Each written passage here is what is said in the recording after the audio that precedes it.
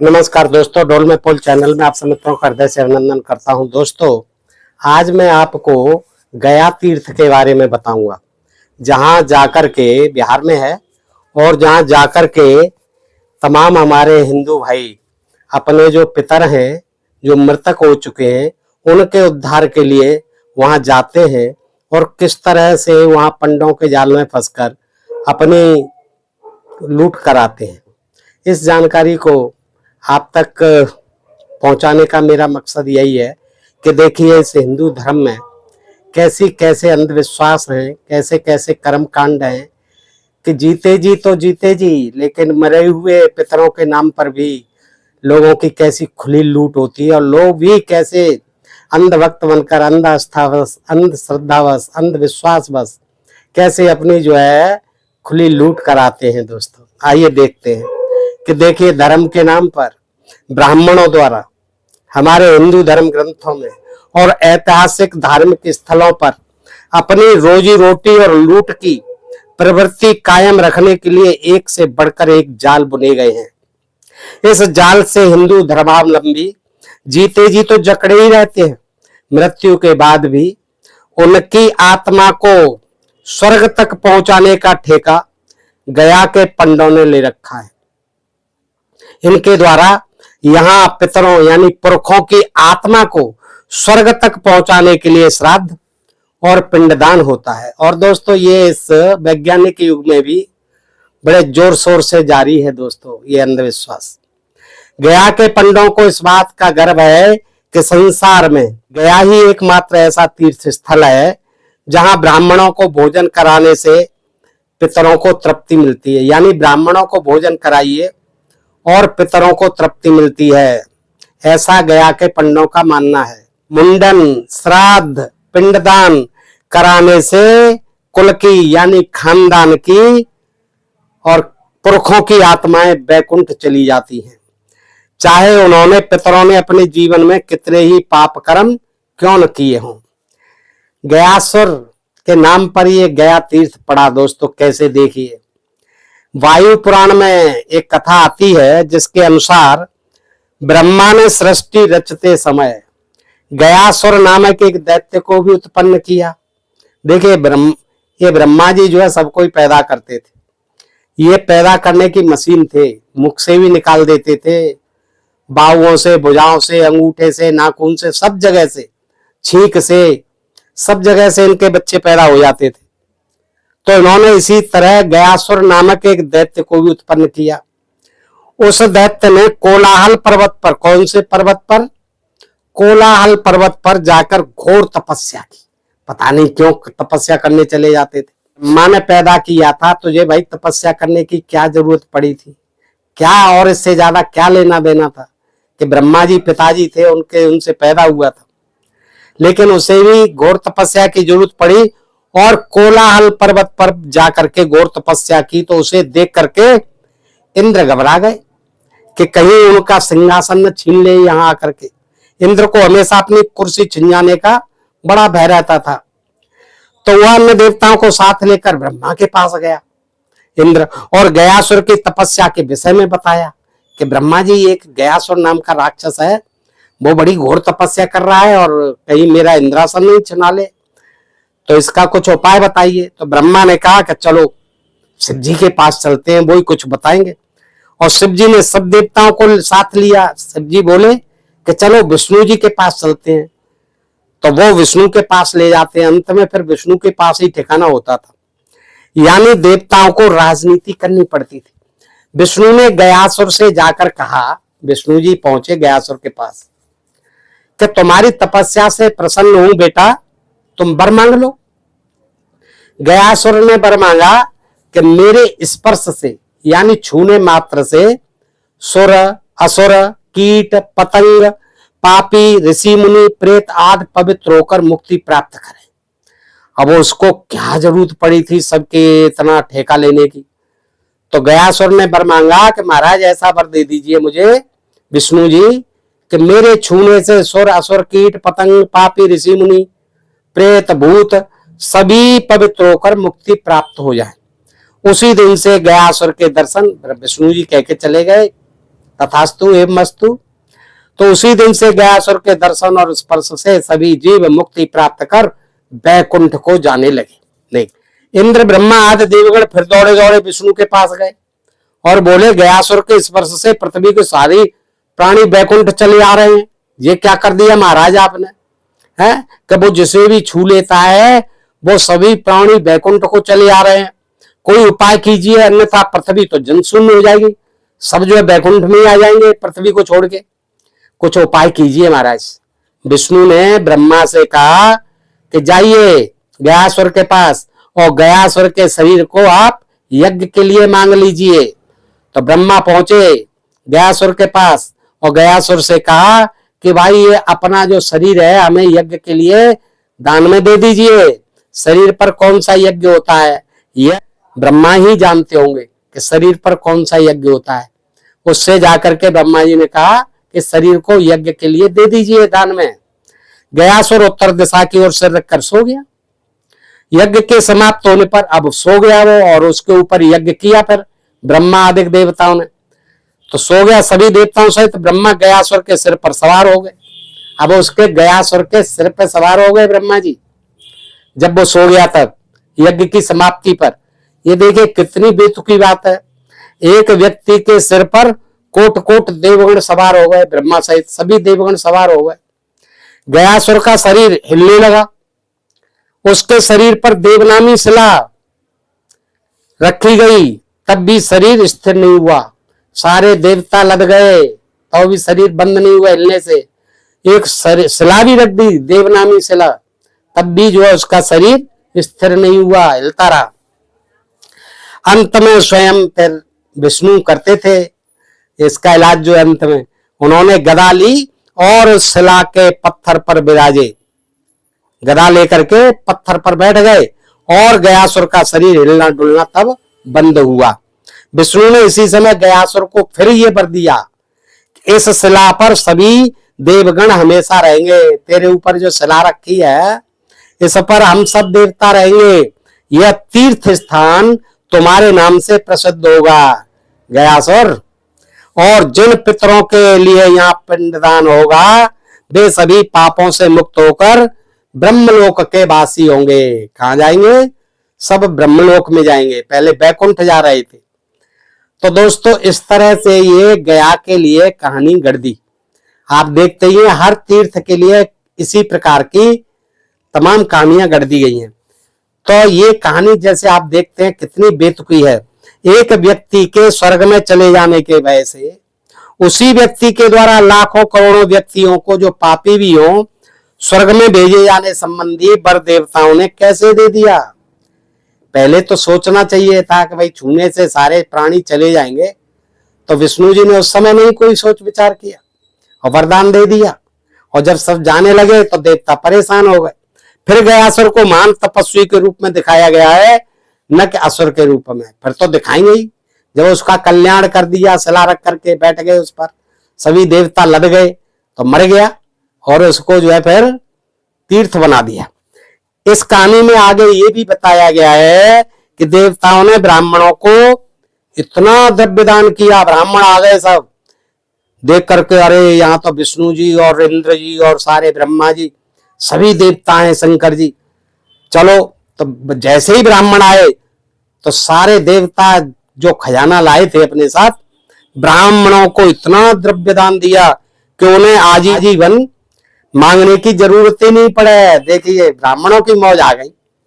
लेकिन ब्राह्मणों की इस प्रवृत्ति का पर्दाफाश ब्राह्मणों द्वारा रचित इसी कहानी से हो गया है कि देखिए एंड में जो है देवताओं द्वारा भी दान दिखा दिया गया ब्राह्मणों को। अब ब्राह्मण कहां से आ गए? दान लेने के लिए इस कथा में प्रकट हो गए। तो इस कहानी का जो सार है गया के तीर्थ बनने की और ये गयासुर द्वारा, ये कहानी का यहाँ पर सार है।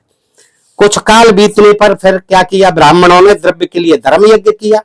जब खत्म हो गया सारा धन तो जिसका धुआं स्वर्ग में गया, देखिए क्रोधित होकर ब्रह्मा ने शाप दिया कि तुम लोग सदा गरीब रहोगे।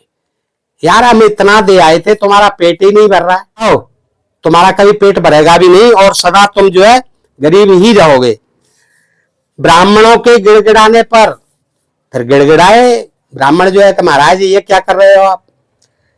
ब्रह्मा ने कहा कि जब तक सूर्य है, चंद्रमा है, तब तक तुम लोगों की जीविका के लिए, तुम्हारे जीविका के लिए, खाने पीने के लिए ये क्षेत्र गया है। ये क्षेत्र जो है तुम्हारे खाने पीने का तीर्थ है, स्थान है, और यहां तुम आजीवन पीढ़ी दर पीढ़ी पलते रहोगे। ये ब्राह्मणों के गिड़गिड़ाने पर ब्रह्मा ने वरदान दिया। स्टेशन पर उतरते ही यात्रियों को गया के पंडों के दलाल घेर लेते हैं। कहां से आए हैं, किस प्रदेश से आए हैं, जिला या थाना क्या है आपका, आदि प्रश्नों की बौछार होने लगती है। उनके रजिस्टर में पिंडदान कराने आए पुरखों के नाम पते दर्ज रहते हैं।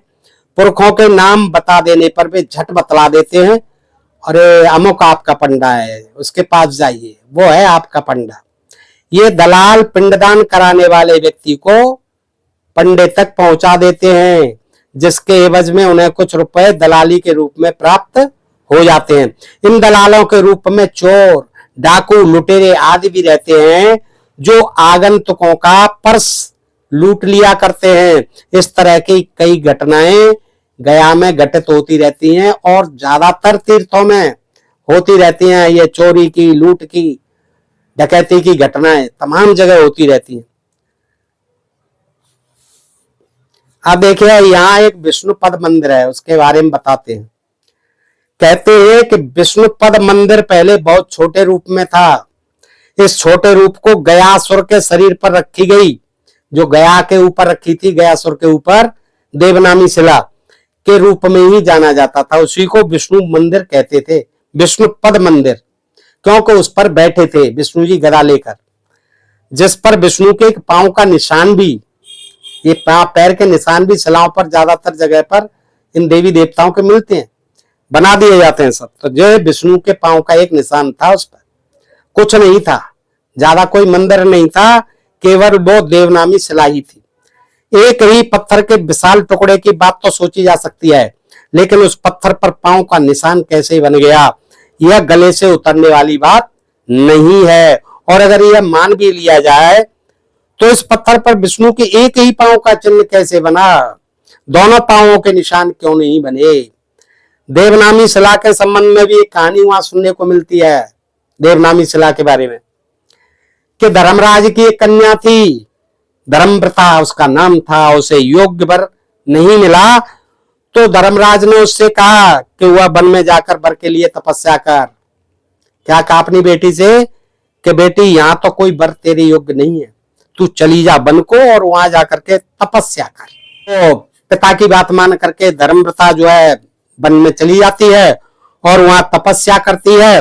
और तपस्या के पश्चात ब्रह्मा के मरीच नामक मानस पुत्र से विवाह हो जाता है। किसका पुत्र था?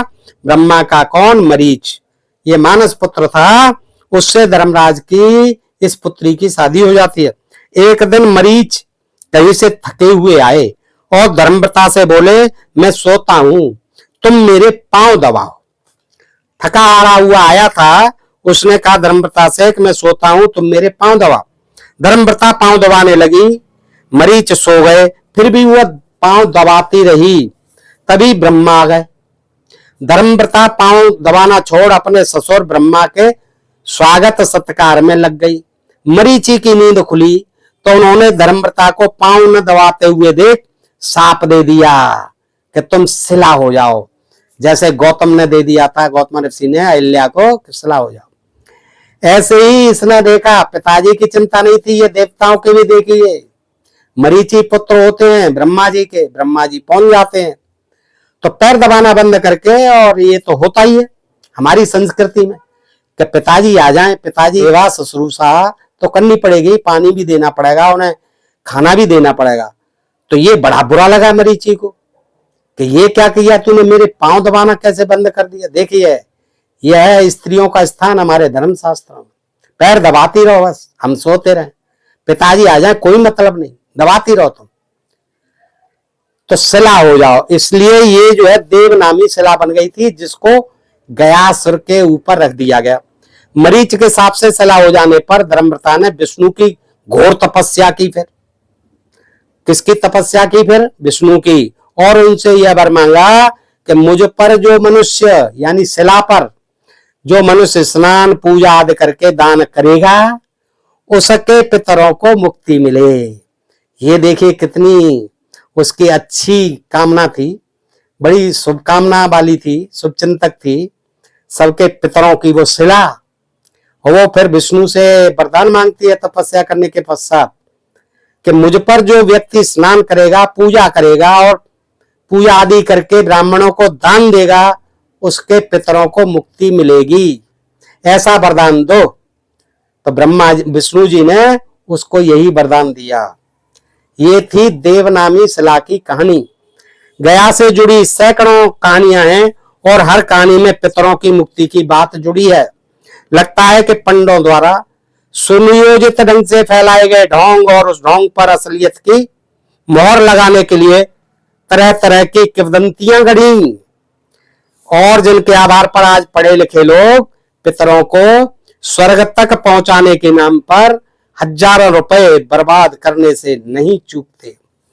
संसार में हिंदुओं को छोड़ अन्य लाखों धर्मावलंबी हर वर्ष मरते हैं, लाखों। उनकी आत्मा को मुक्ति दिलाने के नाम पर इतनी लूट कतई नहीं है जितनी लूट पिंडदान के नाम पर हिंदुओं की होती है। गया के एक होटल के किस्से कौन नहीं जानता। कुछ वर्षों पूर्व उस होटल में ठहरने वाले तमाम मालदार व्यक्तियों को काटकर होटल में ही बने कुएं में फेंक दिया था। कुएं को एक तहखाने का रूप दे दिया गया था जिसके ऊपर विष्णु की प्रतिमा लगा दी गई थी। बोध गया के बारे में जान लेते हैं दोस्तों कि गया से 6 किलोमीटर दूर स्थित बोध गया में देश विदेश के हजारों पर्यटक आते जाते रहते हैं, लेकिन गया में निर्मित इन ऐतिहासिक स्थलों को देखने अब शायद ही कोई आता हो। गया के आसपास लगभग सभी पहाड़ियों पर कोई न कोई मंदिर बना है। रामशिला 472 फुट ऊंची है। बौद्ध साहित्य में ब्रह्मयोनी पहाड़ का वृतांत है। कहा जाता है कि गौतम बुद्ध की स्मृति को कायम रखने के लिए सम्राट अशोक ने इस पर्वत पर एक स्तूप का निर्माण करवाया था, किंतु आज उसका कोई चिन्ह नहीं मिलता। मगध विश्वविद्यालय के इंटरमीडिएट के पाठ्यक्रम में अंग्रेजी की एक पुस्तक मिलती है जिसका नाम है वंस अपॉन ए टाइम। इसमें आप क्या देखेंगे कि इसमें द कर्स ऑफ सीता, इसमें पहली कहानी सीता का शाप है। एक कहानी के अनुसार 14 वर्षों के वनवास के बाद राजा दशरथ के श्राद्ध हुआ पिंडदान के लिए। देखिए राम ने भी किया था अपने पिताजी का पिंडदान। पिंडदान के लिए राम, लक्ष्मण और सीता गया में फल्गु नदी के किनारे आए।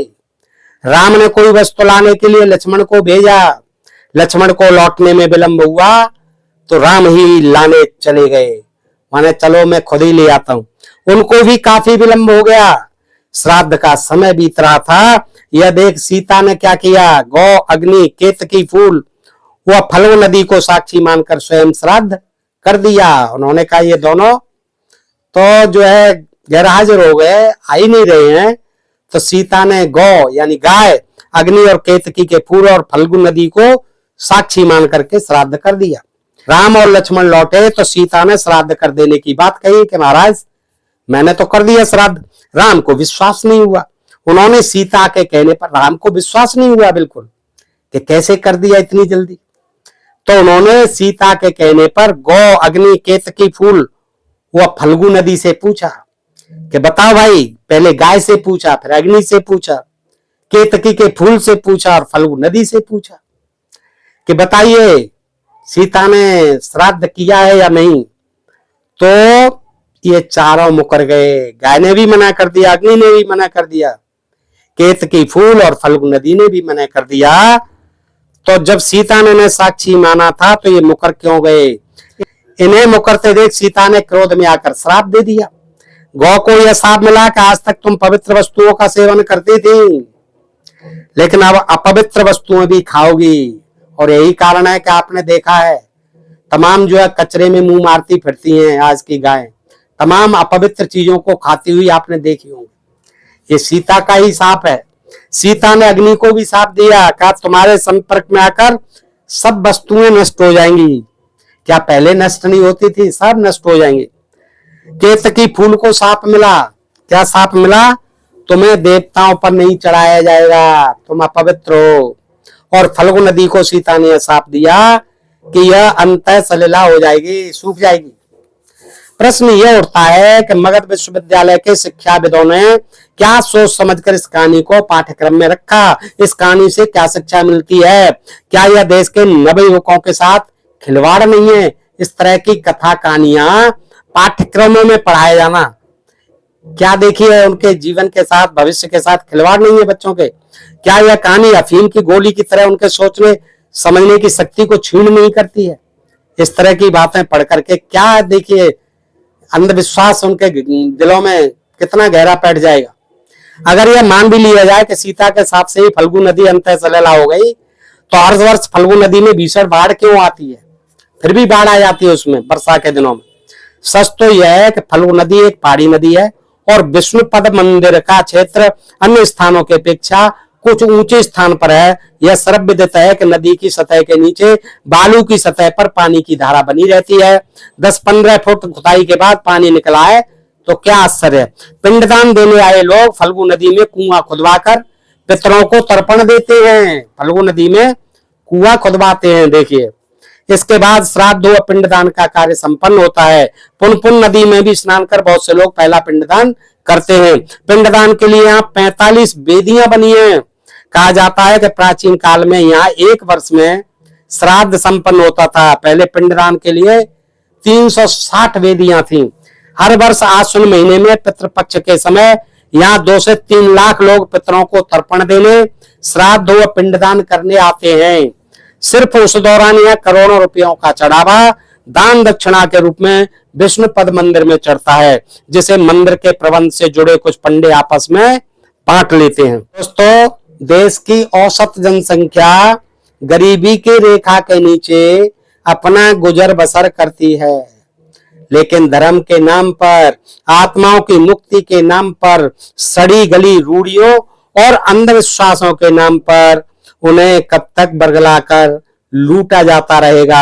आश्चर्य तो तब होता है जब इन परंपराओं का पोषण सरकारें करती हैं।